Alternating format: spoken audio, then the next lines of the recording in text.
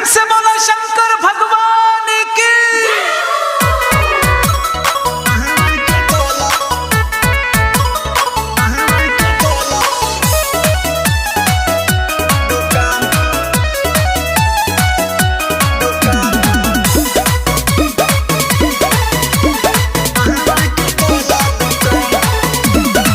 संगत पाके सवन में एने ओने बउआला मिलेला कमे देहारी तब राजा कमाला।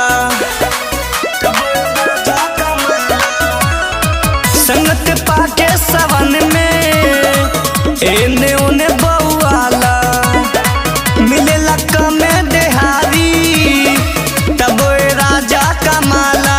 त महंगाई छुआ दया समान बलम जी में हर के बतियल मान एगो कहावर के काला दुकान राजा जी में हर के बतियल मान एगो कहावर के काला दुकान।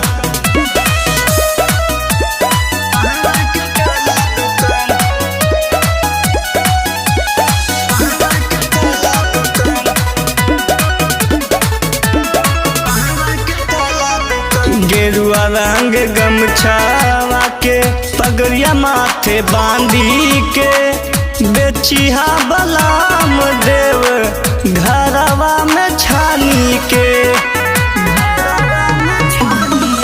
गेरुआ रंग गमछावा के पगड़ी माथे बांधी के बेचिहा बलाम देव घरवा में छानी के। अपन कृपा करी भगवान बलम जी में हर के बतियल मान एगो कांवर के काला दुकान राजा जी में हर के बतियल मान एगो कांवर के काला दुकान।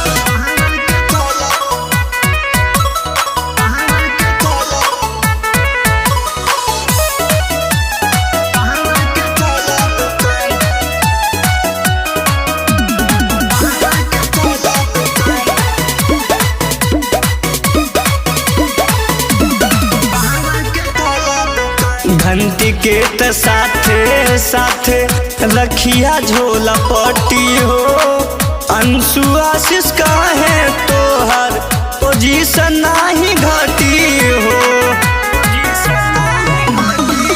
घंटी के त साथे साथे रखिया झोला पट्टी हो अंशु आशीष काहे तोहर पोजीशन नाही घटी हो। सुन प्रदीप से लेला तू ज्ञान बलम जी में हर के बतियल मान एगो कहावर के काला दुकान राजा जी में हर के बतियल मान एगो कहावर के काला